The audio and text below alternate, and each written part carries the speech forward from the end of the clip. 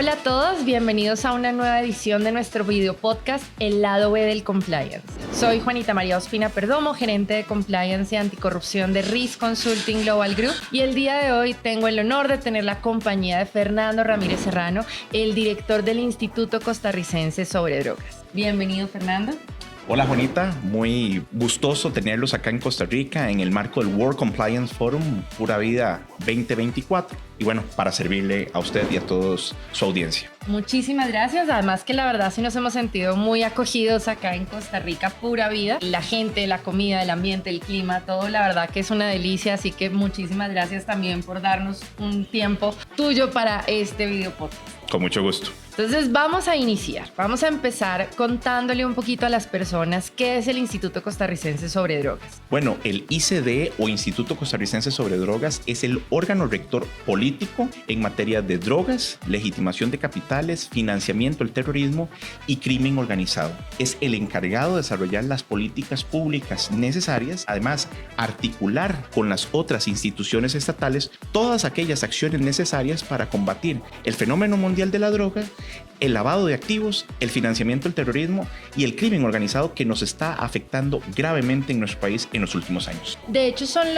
parte de los organizadores del World Compliance Forum. Correcto, así es. En el ICD contamos con la unidad de inteligencia financiera, que es precisamente la que se encarga de cubrir los temas relativos al fortalecimiento del sistema antilavado en nuestro país, y ahí es donde pues, se unen distintas instituciones del Estado para atender las 40 recomendaciones del GAFI. Estamos organizando junto con FELADE, junto con la Universidad para la Paz, el World Compliance Forum Costa Rica Pura Vida 2024, precisamente para que el sector educativo, el sector privado y las autoridades del Estado, junto con la ciudadanía en general, conozcan qué es el lavado de activos y cuál es la incidencia que esto tiene precisamente en la delincuencia y cómo, atacando los capitales, es que podemos disminuir estos índices de violencia que estamos viviendo en este momento. Incluso debemos felicitarlos por la excelente convocatoria. La verdad que se ve un compromiso importante, las personas muy cumplidas,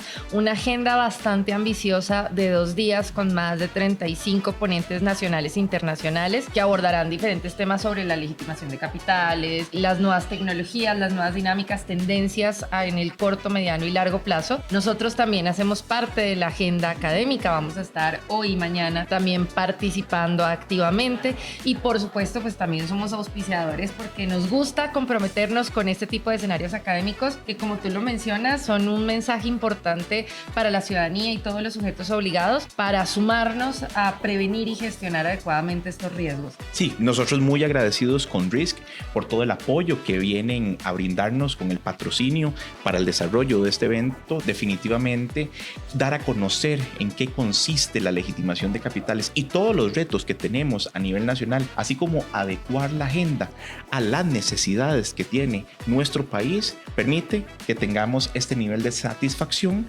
con precisamente la cantidad de personas que nos están acompañando en este momento. Que también me parece importante para que conozcan el papel precisamente de la UIF. Normalmente la Unidad de Inteligencia Financiera suele ser como una entidad autónoma o separada. En este caso pues hace parte del Instituto Costarricense sobre Drogas. ¿Qué tipo de UIF es? Es decir, ¿tiene facultad regulatoria, sancionatoria, administrativa? ¿Cómo funciona? Bueno, la Unidad de Inteligencia Financiera, que pertenece al Instituto Costarricense sobre Drogas, se encarga, como lo señalaba, del sistema antilavado. Tiene que ver con la parte regulatoria mediante la recomendación de una serie de acciones que deben de adoptar los distintos sujetos obligados. Precisamente las decisiones o las recomendaciones que emite la UIF son de carácter obligatorio, deben de ser acatadas por todos los sujetos obligados, pero también tiene aspectos de carácter administrativo. Es a través de la UIF en donde se reciben los reportes de operaciones sospechosas. Nuestros analistas proceden a realizar el respectivo análisis o estudio de la información que le ha sido remitida por este reporte de operación sospechosa, y sobre la base de ello, dependiendo de las matrices que ya han sido establecidas, pues decide emitir un informe hacia el Ministerio Público a fin de que éste determine si es necesario o no la apertura de un proceso penal, ya sea por legitimación de capitales o por la otra modalidad con la que contamos acá en Costa Rica, que es capitales emergentes, que es muy similar a la extinción de dominio. Sin embargo, la hemos denominado capitales emergentes o aumento de patrimonio sin causa lícita aparente y que se tramita no en la materia penal, sino en la materia contenciosa administrativa. Es un proceso expedito que está desarrollado en muy pocos artículos de la Ley 8754 sobre delincuencia organizada y que, bueno, hasta el momento ha dado muy buenos resultados. Me gustaría conocer un poquito más sobre ese tema. Nosotros en Colombia pues tenemos un código de extinción de dominio que se ha vuelto referente en casi todo el mundo. No sabía que acá se manejaba de esa manera. No sé si nos puedes ampliar un poquito más cómo funciona esa acción administrativa, qué tipo de activos se pueden perseguir. Supongo que es 100% patrimonial para perseguir bienes o activos que tienen alguna relación con conductas delictivas. Mejor dicho, ampliemos un poquito más sobre eso para que todos sepan de lo que estamos hablando. Claro, los capitales emergentes surge con la ley contra la delincuencia organizada, que es la 8754 acá en Costa Rica. Se encuentra regulada a partir del artículo 20 y establece que el Ministerio Público, el Ministerio de Hacienda, la Contraloría General de la República y el Instituto Costarricense sobre Drogas son las 4 instituciones legitimadas para instaurar procesos por capitales emergentes ante la jurisdicción contenciosa administrativa. Ahí ellos lo que presentan es precisamente que una persona tuvo un incremento de capital sin una causa lícita aparente.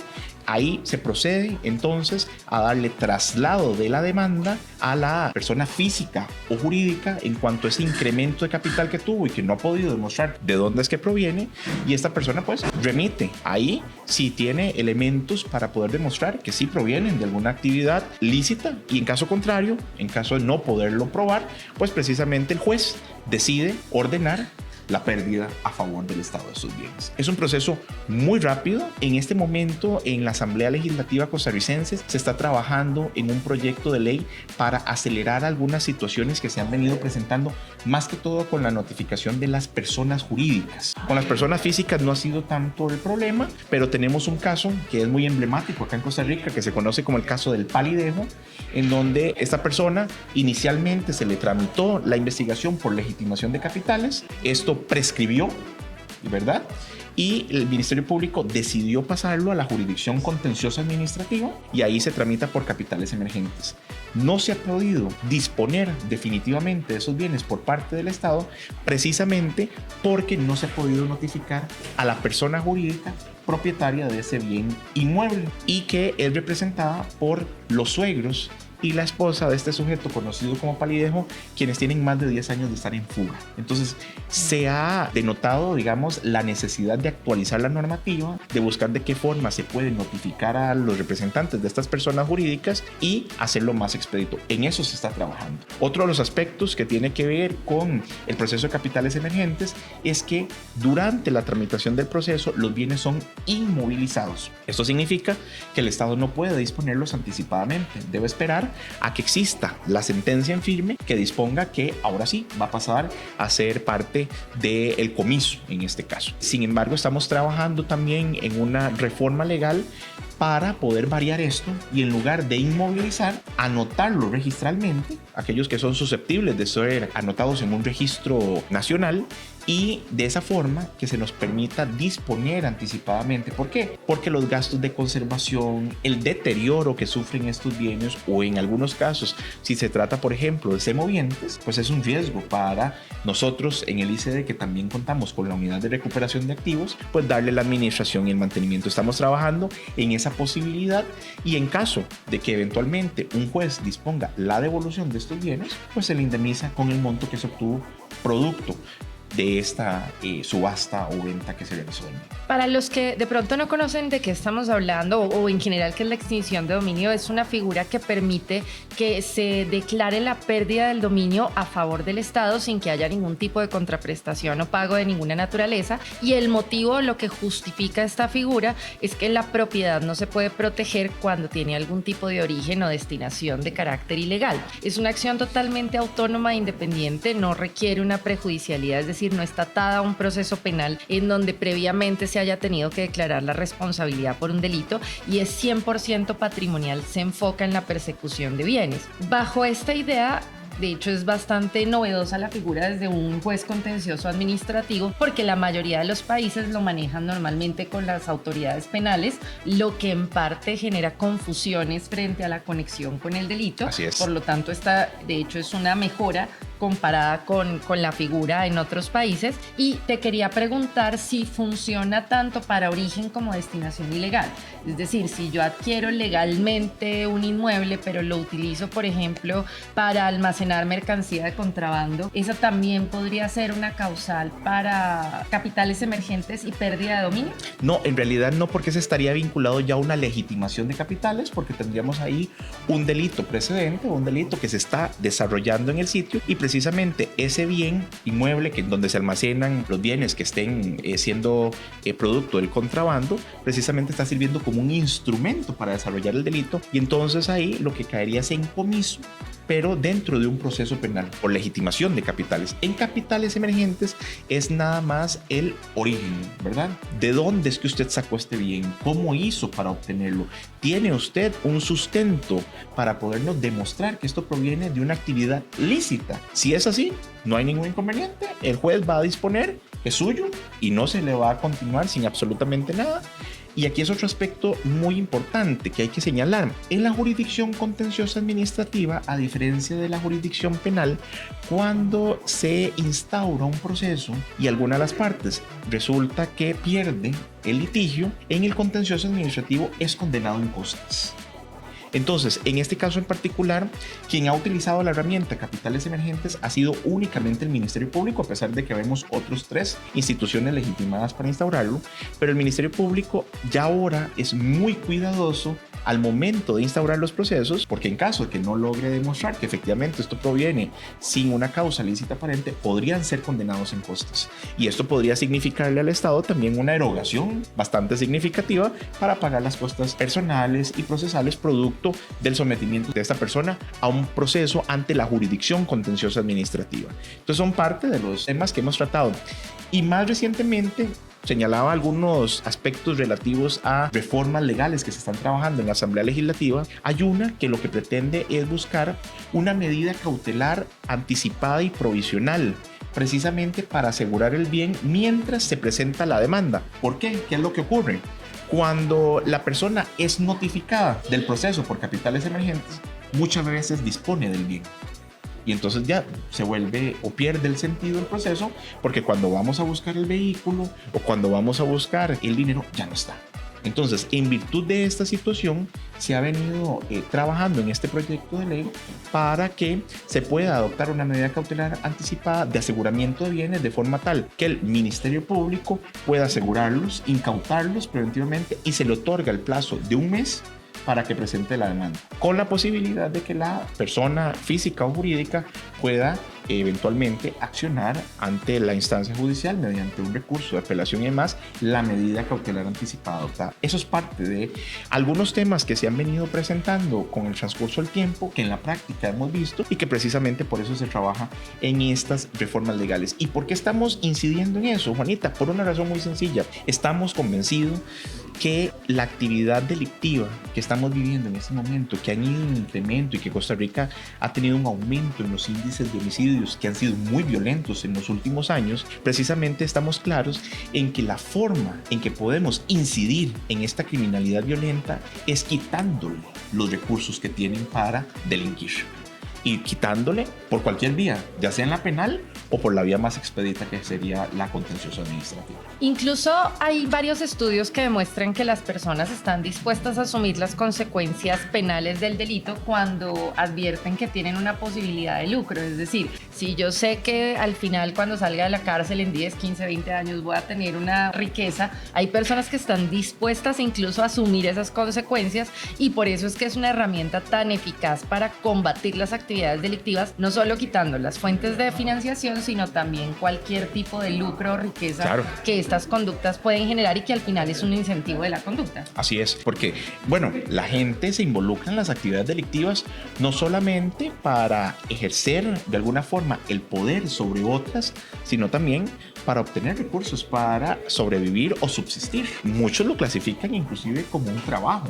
Yo, que he tenido la experiencia de ser juez penal, algunos me decían en las audiencias cuando les imponía alguna medida cautelar, privativa de libertad y demás, me decían, es que yo vivo de eso, ese es mi trabajo, o sea, yo me dedico a vender drogas porque precisamente es la forma en que le llevo la comida a mis hijos, o es la forma en la que yo puedo pagar esta casa.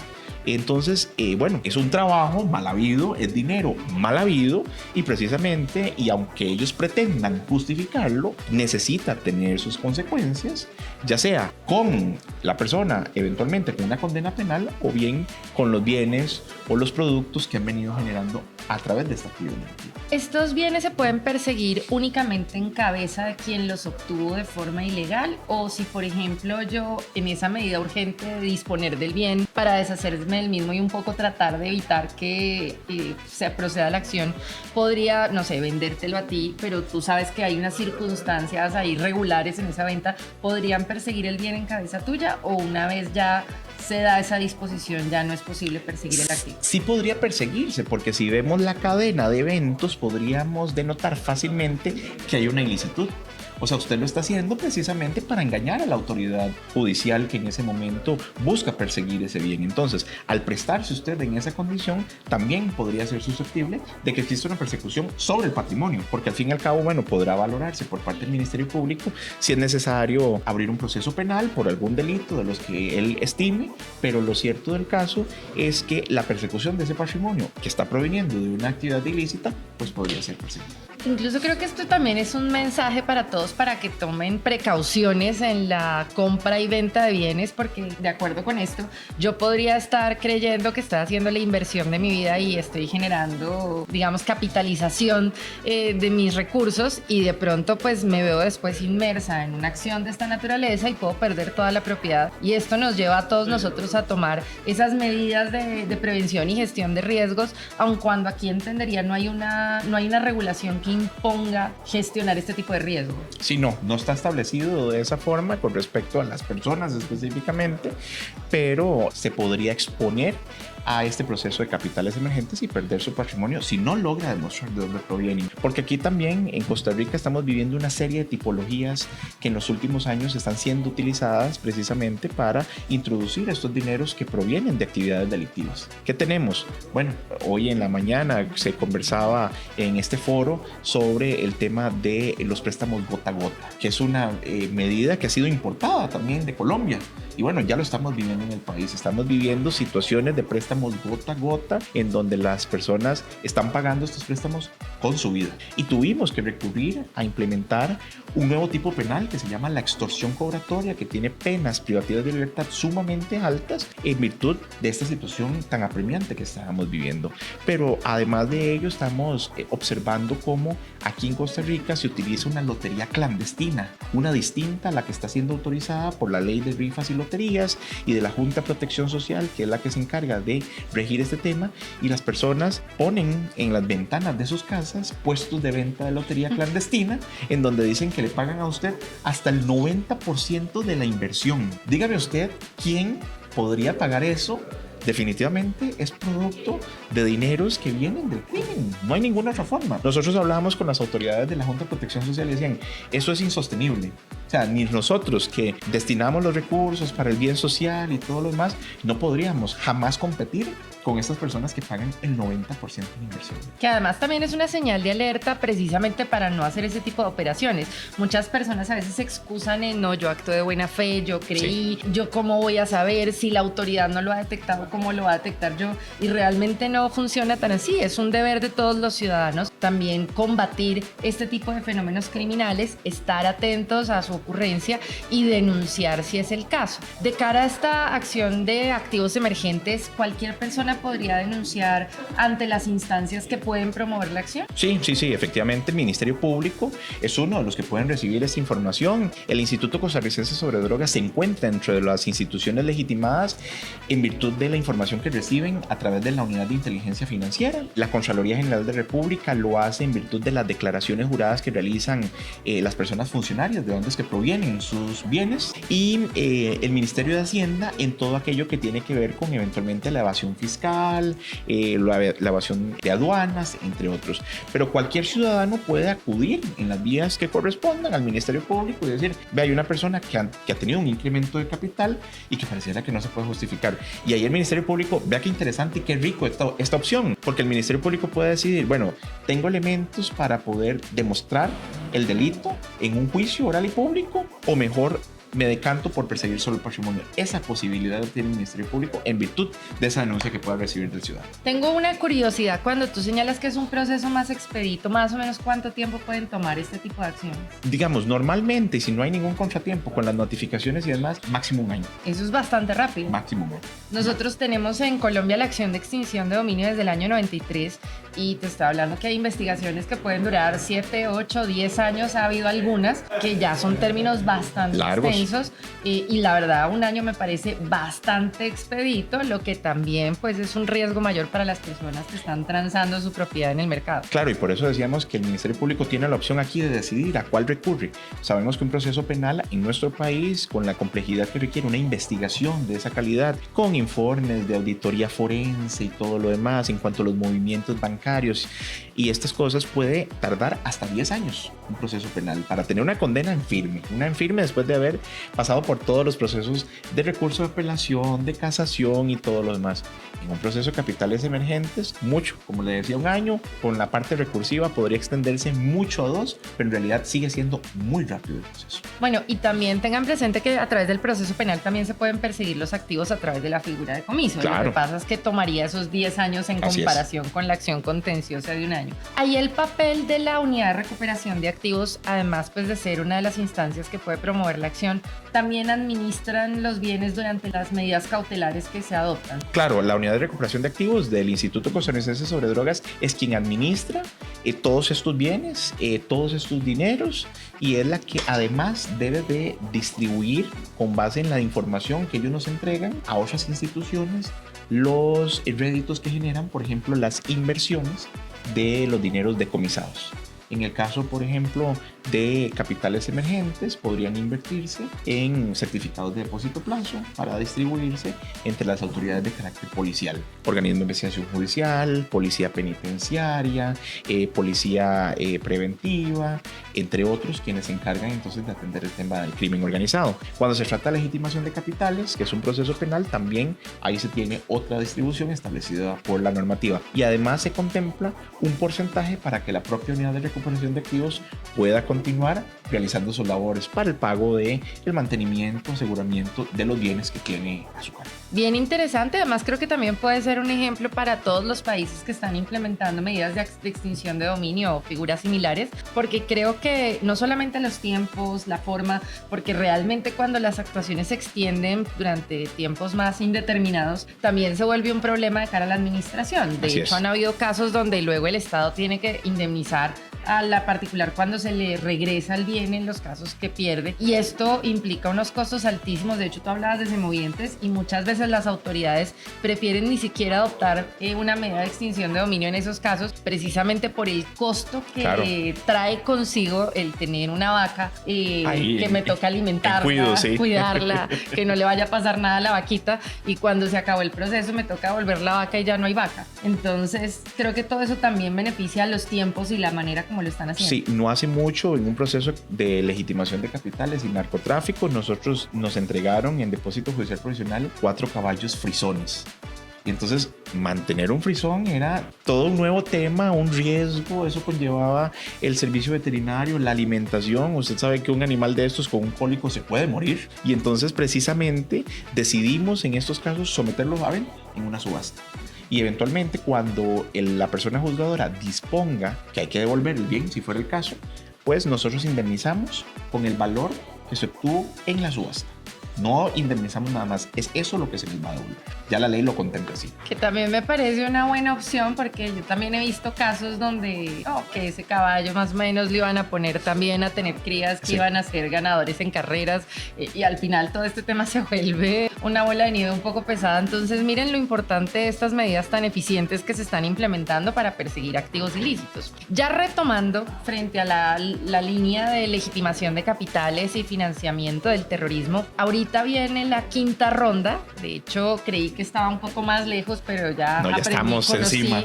Que en 2026 ya Costa Rica tiene su quinta ronda de evaluación. En términos de novedades o qué están trabajando para cumplir con esa quinta ronda, ¿qué le podemos contar a las personas para que se vayan preparando también y que vayan alistando todo lo que implica desde el punto de vista de sus obligaciones directamente? Bueno, en la última plenaria de Gafilat que se desarrolló en Colombia del 29 de julio al 2 de agosto, Gafilat expuso cuál era el mecanismo de evaluación, cómo es que se va a establecer las reglas. Adicionalmente, señaló expresamente, y así lo hizo saber Gafi también en su intervención, que van a estar revisando la efectividad, no solamente el cumplimiento normativo, sino también la efectividad. Y esto es un tema que Costa Rica por lo menos tiene un gran reto.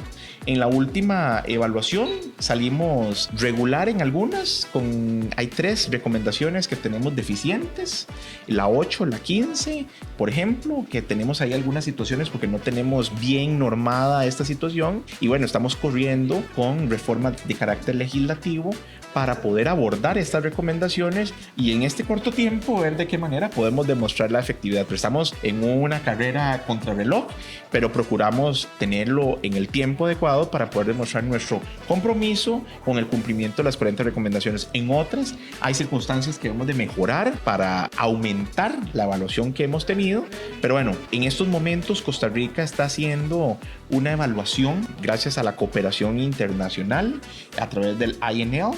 Nos han colaborado para poder hacer un análisis previo de qué condiciones tenemos de cara a esta quinta ronda de evaluación.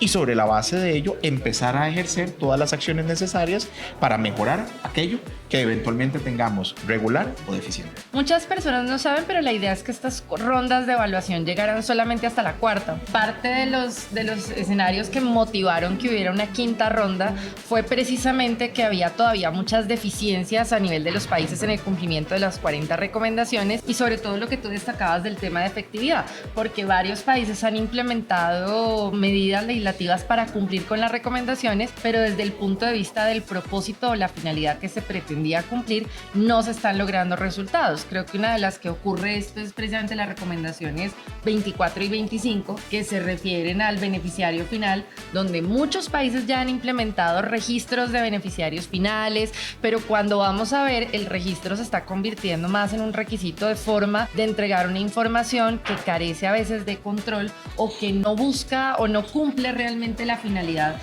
que es tener esa transparencia de quiénes están detrás de los negocios y operaciones. Sí, en nuestro país, por ejemplo, hemos identificado que el registro de transparencia y beneficiario final es un aspecto que se implementó y que de verdad Costa Rica va mucho más adelante respecto a otras jurisdicciones, pero a lo interno nosotros hemos detectado algunas deficiencias en cuanto a las personas que realizan la declaración, o sea, quiénes son los sujetos legitimados para presentarse ante la autoridad y decir, este es el beneficiario final y la capacidad que tenga este en la representación. La ley nuestra señala que debe ser el representante legal, pero en nuestro país ocurre un inconveniente, que es que la declaración se hace a través de una plataforma que requiere un certificado de firma digital. Y entonces, el certificado de firma digital, de acuerdo con la regulación costarricense, solo se le otorga a aquellas personas que sean nacionales o que tengan alguna residencia o alguna condición particular, pero los extranjeros no. Y tenemos personas jurídicas que son representadas por personas extranjeras y no pueden tener acceso al certificado de firma digital. Entonces, anteriormente se estaba autorizando a que abogados, notarios, con un poder especial pudieran realizar esta declaración. Sin embargo, si nosotros valoramos y analizamos qué dicen las recomendaciones, expresamente se señala que la información debe ser veraz, debe ser completa. ¿Quién tiene la capacidad de tener acceso a esa información? Alguien con el poder suficiente. Por eso se dice en la ley el representante legal. Por consiguiente, y pregunto, ¿un apoderado especial tendrá la capacidad suficiente para tener acceso a libros, a registros y llegar efectivamente hasta ese beneficiario final? Yo lo pongo en duda.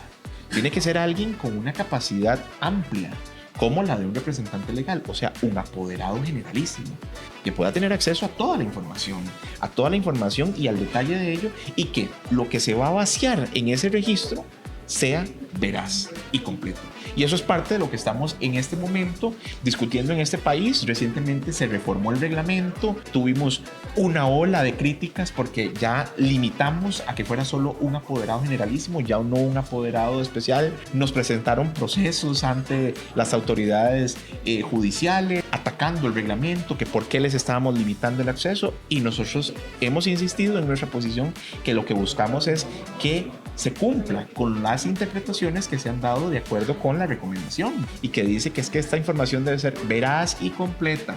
¿Quién puede? El apoderado generalista. Es que incluso a veces el representante legal mismo no tiene la información. Ni lo sabe. A veces Así son es. estructuras tan grandes, con presencia en varios países, que no necesariamente ni siquiera el representante legal tiene la información. Entonces tengo clarísimo lo que está señalando. También mencionabas la recomendación 15, que es la que habla sobre nuevas tecnologías, los proveedores de servicios de activos virtuales.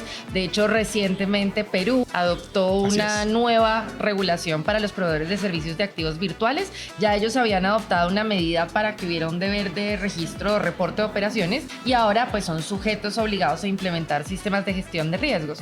¿Cómo está Costa Rica en este sentido?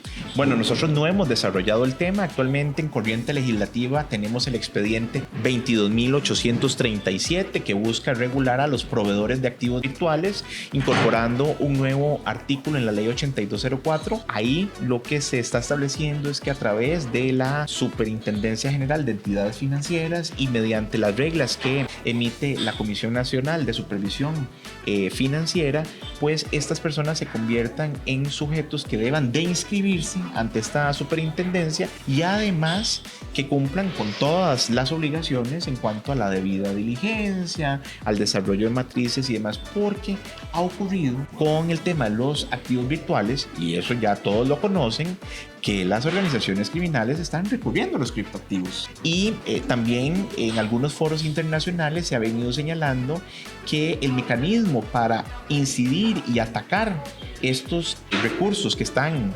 en este universo paralelo, que es el de los criptoactivos, solamente podríamos atenderlo si vemos a los proveedores de servicios de activos virtuales como un sujeto obligado que debe atender una serie de condiciones, y además porque es ahí en donde estos bitcoins o estos criptoactivos pueden convertirse en una moneda de curso legal, y por ende entonces también caer por parte de las autoridades judiciales en la atención de esos dineros ilícitos. Y ya finalmente también mencionabas la recomendación 8, no sé si todos conocen, esta es sobre las organizaciones sin fines de lucro, que incluso tuvo una modificación reciente el año pasado, porque en la práctica, o como se originó esta recomendación, pensaban en señalar que en algunas ocasiones las organizaciones sin fines de lucro son utilizadas por grupos criminales, particularmente en temas de financiación del terrorismo. Pero desde el punto de vista práctico, esto derivó en casi que una exclusión del mercado, donde muchos actores simplemente dijeron: yo ya no me voy a relacionar con organizaciones sin fines de lucro, y por eso se modificó sobre todo la nota interpretativa y parte de la recomendación,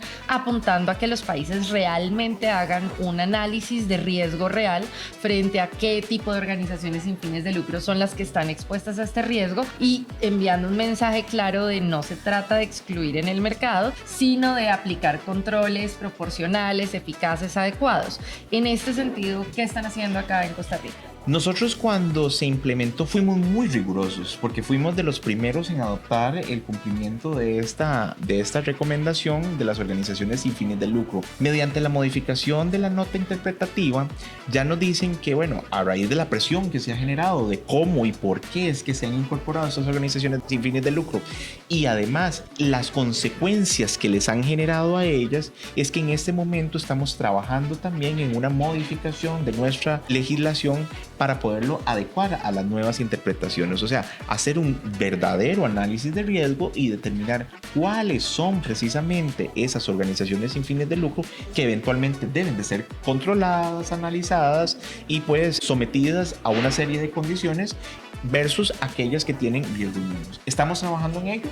Recientemente el jefe de la unidad de inteligencia financiera, que es don Román Chavarría, me remitió una propuesta de reforma legal que estoy revisando, que estoy analizando para podérsela exponer a los señores legisladores. Nosotros en Colombia el año pasado se emitieron normativas precisamente para regular, nosotros les decimos entidades sin ánimo de lucro. Ahorita casi todas esas normas están suspendidas porque estaban atentos a una regulación del Estado que ya salió, pero al menos ya se tienen planeados como sujetos obligados las entidades sin ánimo de lucro a tener sistemas de prevención y gestión de riesgos. Y creería que ya por lo menos mientras se emiten estas regulaciones, estas normas, pues tener muy en cuenta el alcance de la interpretación para que no deriven una denegación en el mercado, sino que más bien apuntemos a trabajar con este tipo de entidades comprendiendo el nivel de riesgo real al que están expuestos. Correcto. Y de esa forma es que lo estamos analizando y revisando para poder ajustarnos a la nueva interpretación.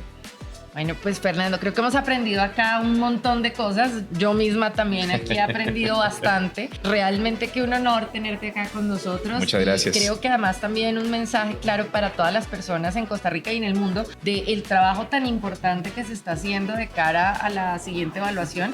Como les tocó de los primeritos, Así es. También eso los obliga a correr un poco. Creo que hay países que tienen programada esa quinta ronda como en 2030. Sí, entonces, así es. Esto creo que también es algo positivo en el mercado, precisamente porque los países que transan con Costa Rica pues pueden sentirse también más tranquilos en el sentido que hay un mayor cumplimiento y acatamiento de las recomendaciones. Sí, y que estamos convencidos, que estamos comprometidos en atender todas las obligaciones internacionales y ajustarnos a ello para que Costa Rica sea un mercado competitivo y se sepa que puedan confiar en todo lo que la inversión que vayan a realizar en nuestro país. Que también es un mensaje para las organizaciones. A veces cuando uno lo obligan a implementar sistemas de gestión de riesgo siente que es una carga. Claro. Y no nos damos cuenta de todos los valores positivos que aporta este tipo de sistemas, precisamente porque los posiciona en el mundo, nos genera un mercado mucho más competitivo, nos abre puertas, pero además pues nos protege directamente de escenarios de responsabilidad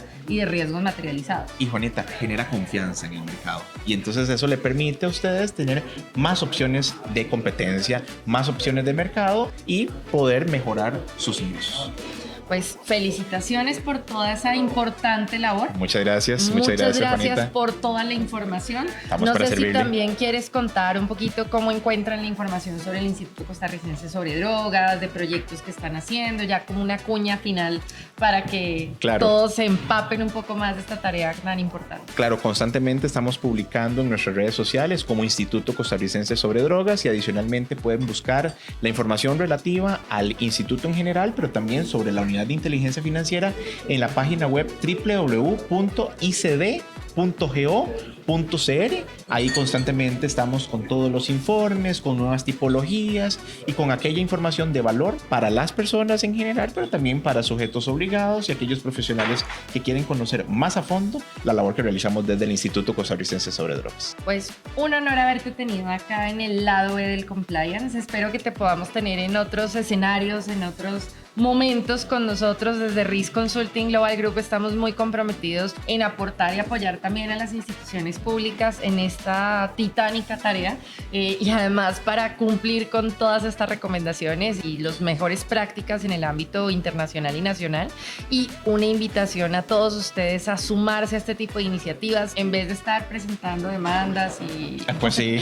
de pronto es más bien buscando de qué manera podemos sumarnos a la solución y buscar y valorar que antes todas estas medidas precisamente lo que apuntan es a que tengamos una mejor calificación, cumplamos el propósito y nos protejamos como país, generando todos los valores agregados que ya mencionamos. Así es, un compromiso país en donde no interviene solo el Estado en general, sino también la ciudadanía y todos aquellos que deben de intervenir en este proceso. Así que es un llamado responsable a aportar, a analizar y a conocer un poco más en detalles estos compromisos, estas 40 recomendaciones, estas notas interpretativas, y de esa forma trabajar en conjunto para que salgamos muy bien en esa próxima evaluación. pues muchos éxitos en la quinta ronda. Muchas gracias. Y en todas las tareas que están adelantando. Y nuevamente, muchas gracias por habernos acompañado. Con mucho gusto, Juanita, y como siempre para servirles. Un gusto. Que estén muy bien. Nos vemos en una próxima edición del Lado B del Comply.